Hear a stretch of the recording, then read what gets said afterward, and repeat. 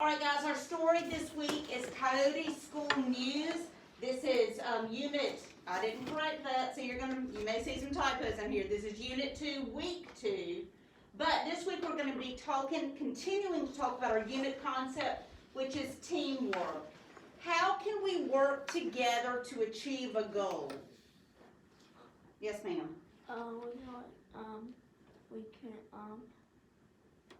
Let me ask you a better question. If we want to earn a party for having a certain number of AR points, what could we do to achieve that goal, Chris? Read. We could read. Okay, how do we do that as a team, Lucas? Study. Well, is studying going to help us? I guess we could study our phonics skills, maybe. We could study some comprehension skills, yes. What else could we do as a team to achieve this goal?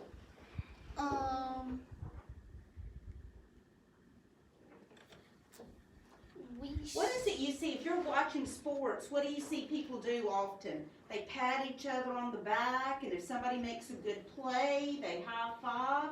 What is that? What's another name for that? Okay, well it is teamwork, but what are they doing? Work together. They're working together, they're encouraging each other. Is that something that we could do, is encourage each other toward our AR goals? Yes, We're working together. If we see somebody that's got a lot of points, we can give them an attaboy. If we see somebody that doesn't have many points, without embarrassing them, we could encourage them to, hey, I notice that you just got 5 points. You think we could work to get 10? Or, I read a really good book and I think you may enjoy this one. So that may be something that would help too. Let's look at these people in this picture. How are these boys in the go-kart, if you can see this small picture down here, how are they working together as a team?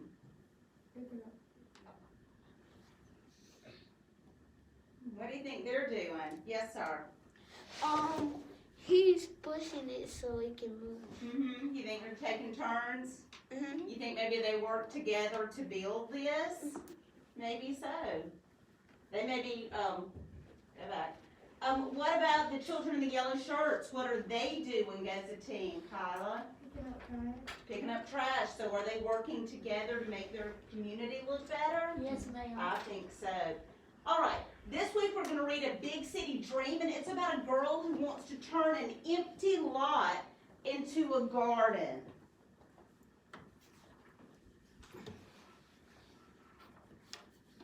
Oh, that's unit 1. Guys, I've been working on.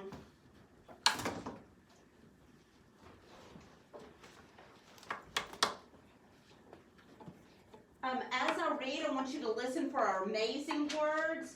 Offers, convince, energetic, and invite. Lud's dream of turning an empty lot in her neighborhood into a vegetable and flower garden. After what feels like a million hours, I'm still picking up cans and bottles. Pappy is raking trash out of corners, and Miss Klein and Miss Chapman are still shoving junk in bags. Lots of people walk past. Most of them don't even notice what we're doing, and no one offers to help. I count 18 huge garbage bags piled up at the curb, and I've got blisters on my hands, a sunburn on my nose, and aches and strange muscles I never knew I had. But the lot still looks like a junk heap. I've never been so tired in my whole life, but I'm afraid to say one word of complaint. Otherwise, Miss Klein will think I can't do this, and I'm trying to convince her I can. Now, I count 28 bags stuffed with garbage. Most of the small junk is gone. Pappy and Miss Klein drag the back bed springs and other big stuff to the curb where the garbage truck can pick it up Monday morning. I look around the lot, you can actually see the ground. And there's the red tulip standing straight up in the middle. No old newspapers hide it now. It waves in the wind like a brave red flag that says, you can do it, you can. But we still have a long way to go. Well, Lutz, you certainly are energetic. Miss Klein stretches her back, but you've still got to get more people to help, she frowns at me. I try to smile. Don't worry, Miss Klein, we'll do it. I'll get lots of people to help, you'll see. I only hope I'm right. That night I realized I only have 6 days to get the lot cleaned up and come up with the rest of the dream garden group. Otherwise, Mrs. Klein will take back the key and lock up the lot for good. I know I'll have to spend every spare minute either working on the garden or trying to convince others to help me. On Sunday, Mammy forbade me to go anywhere near the garden. Instead, I have to get all dressed up and go to Mass. On Monday, I rush home after school, change into my grungy clothes, grab my shovel and key, and go to work. Whenever somebody I know walks by, I invite them to come join, look around, maybe even give me a hand. But Mrs. Chapman and Pappy are my only helpers. We fill 2 more bags with cans and bottles before it's supper and homework. Lutz eventually finishes the cleanup and with the help of others plants the most beautiful garden in the neighborhood has ever seen. Now everyone believes in her dream garden. Okay, big city dreams. I'm sorry, I should have gone to this slide before so you could have joined me in reading it. In this story, we heard the word convince. Now, if you want to convince someone, you're trying to persuade them of what to do. What do you think she's trying to convince him to do? To have her. I think she wants to go on a vacation. And where did you say you think she wants to go? Paris. To Paris. Because there's an Eiffel Tower. Right. So, what is something that you might try to convince someone to do? To give me a little more time to relax. More time to relax? What if it's Friday night and your family's going out to dinner? Might you try to convince them to go where you want to go? Yes. That's probably a common occurrence in many households when it comes to either going out to eat or let's say you want to try to convince your mom to cook your favorite food. We often try to persuade people or convince them to do certain things. Now, this next word is offers. When someone offers something, he or she is willing to give it. Now, this could be that you make an offer, like you might want to buy something from somebody, but it could also be an offer to help. You could be offering, hey, do you want me to help you do that? In our story, she was hoping to receive offers of help. So, an offer doesn't just have to be monetary offer. It could be an offer to help in some way. Energetic. Which one of these girls, 1 or 2, do you feel like is energetic? All day long. Energetic. When someone feels energetic, he or she is full of energy. Invite. Okay? When you invite someone to do something, you make a request of them. You might invite them to a birthday party. You're requesting that they come to your party. You could invite someone to go to the movies with you. You could invite someone to go to dinner. You could invite someone to come over and play. It doesn't have to be something where you would send a formal invitation. It could just be a phone call saying, hey, you want to go on a walk? Even that is something as simple as a walk around the neighborhood. You can invite someone to join you. All right, this week our concept is working together. We're going to read Chasing After Tumbleweed, and then we're going to look at our first and second paragraphs. I didn't put the page number in our PowerPoint, but if you want to join along and read in your book, it's on page 199.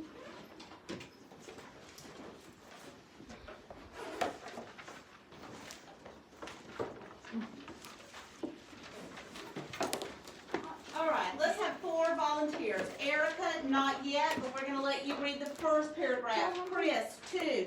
Jeremiah, 3. And Caden, 4. I think they're 4 paragraphs. 1, 2, 3. I tell you what, let's take 3 and 4 and put them together, Jeremiah, and Caden, you'll read 5. 3 and 4 is small. All right, Erica, yes ma'am.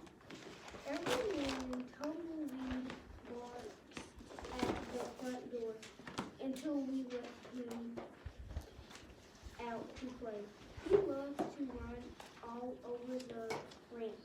Someday I find him miles away up the southern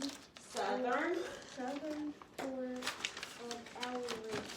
He knows that that's where prairie dogs hide. He loves to chase them. Getting him to come home isn't an easy one.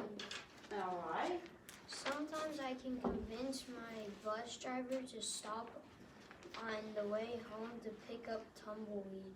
Make it quick, the driver always says. Everyone wants to get home.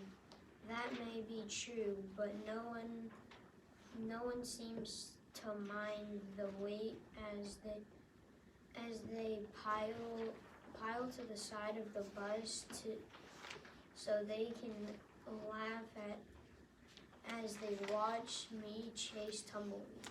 Okay. All right, Jeremiah. Oh, sorry. Where do we go? What there?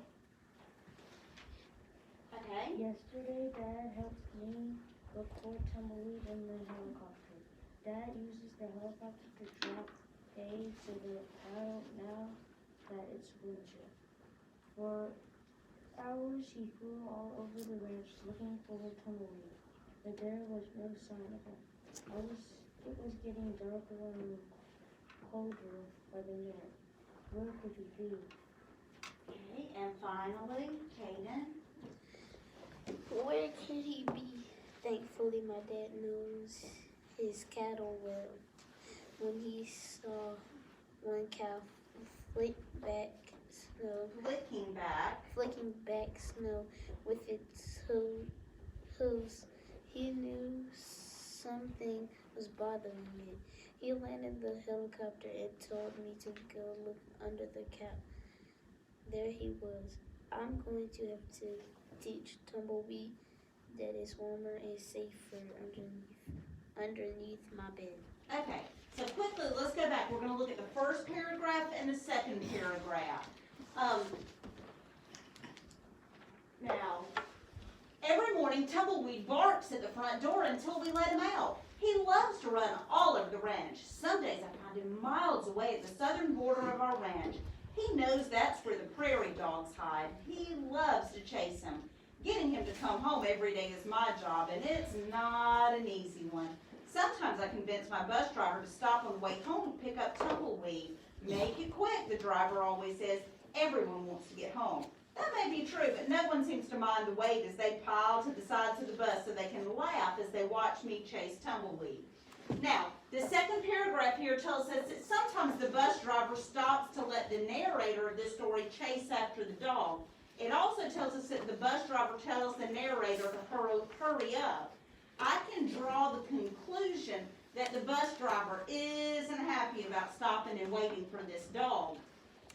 Now, in the story it says, that may be true, but no one seems to mind as they pile to the sides of the bus so they can watch me chase tumbleweed. Who do you think is piling to the side of the bus? Students or students and bus driver?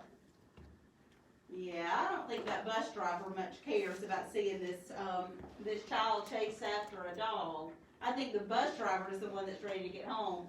We read that Tumbleweed likes to go out and play in the ranch. He goes far from home, and it's the narrator's job to come find him. Using what we know about story structure, I think that the conflict of this story is going to be between the narrator and Tumbleweed. Okay, this week our comprehension skill is going to be on drawing conclusions. When we draw conclusions, we stop while we're reading.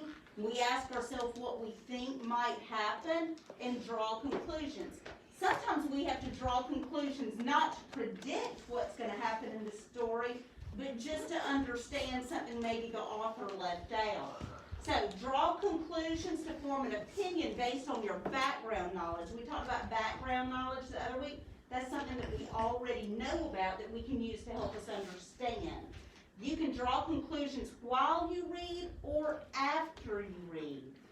Now you can check an author's conclusions or your own conclusions by asking, is this the only logical choice?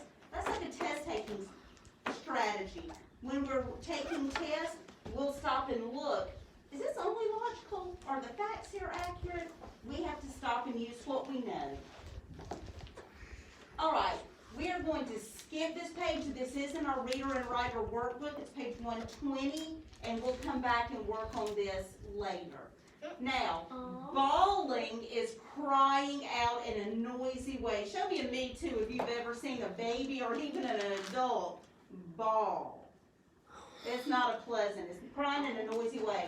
This is a coyote, and I've got a picture that Mr. Williams shared with me this weekend. I meant to add it to the PowerPoint, but I forgot about it. We'll add it later. It's a picture of a coyote that was caught in Montgomery County. Now, a coyote is a small wolf-like animal, and it lives in many parts of North America. We have them here in Pike County. It looks kind of like a mix between a dog and a fox, doesn't it, ma'am? I have some of them at our house. We had chickens, but they turned dug under there and killed all of them. I know they will do stuff like that. They're kind of a nuisance in some areas. Yes, ma'am. And we have some of them at her house, and one time they were like prancing around the backyard, and they were playing around with our bow and arrows things, like the chicken and the deer and all that. Yeah. So if you live in an area where you have lots of woods or something around your house, you may have a coyote living near your home. Okay, dudes. Dudes are people raised in the city, especially Easterners who vacation at a ranch. This is a picture of a dude ranch. And the ranch, they call these people, the visitors there are called dudes. Roundup. When you round up cattle, it's the act of driving them all together and taking them back home. Spurs. Look at this little round disc on the back of that shoe with metal points. Those are spurs used on the back of your shoes to kind of prod and encourage your horse to move on. All right, we're going to put our vocabulary in our journal. Quickly, get out your vocabulary journal, and let's add those words. I think I got mine.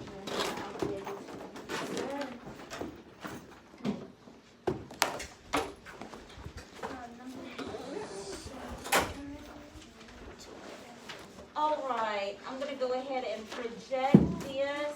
You want me to pass it out? That would be, let's see, where's our image made?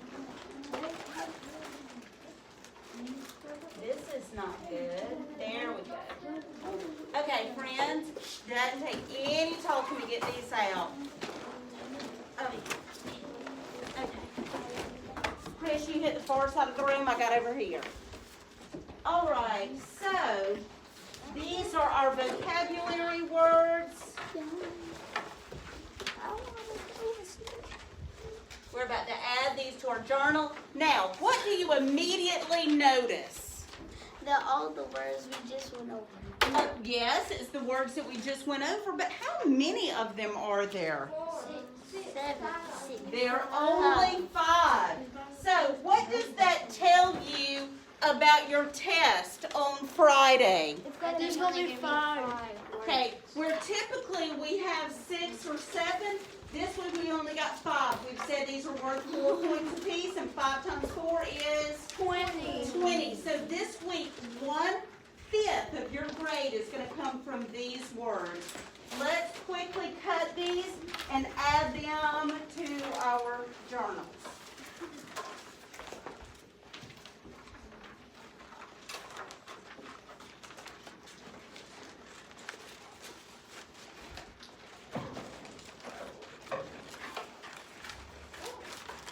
Yes, ma'am. I need scissors. Okay, Brooklyn, come here and just bring me your paper. I'll trade with you.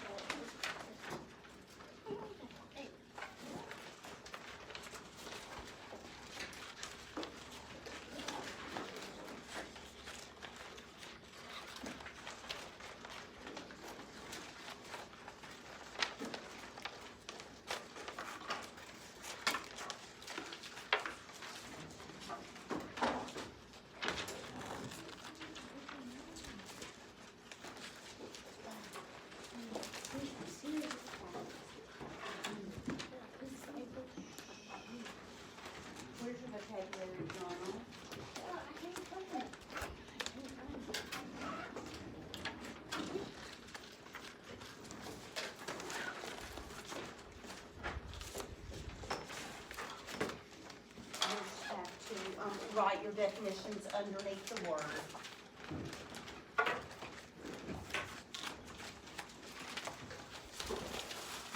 Okay, as you open your vocabulary journal, we are now putting in our 7th entrance, and this is Coyote, school, news, vocab. Will be on pages 16 and 17.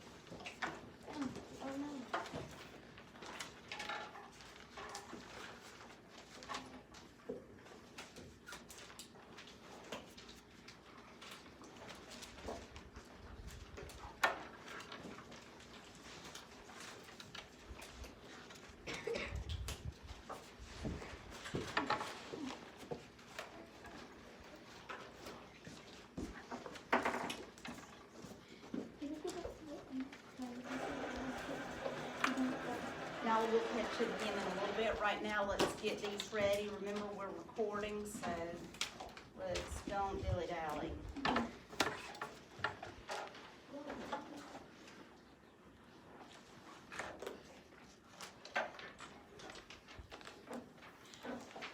Okay, our very first word is round up. Now, when we round up cattle, we're herding them together or gathering them together. Yes, sir. Okay, then what you're going to need to do is underneath each one, you're going to have to write the definition.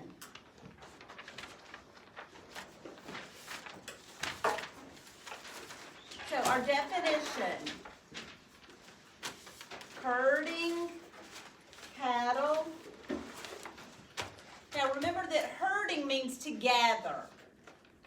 Gathering cattle for branding. What does it mean to brand cattle? To bring it in. No, branding, they take a hot iron or they use there may be different methods, but they burn a symbol onto the, kind of like the hip area of the cow to let other people know to whom it belongs.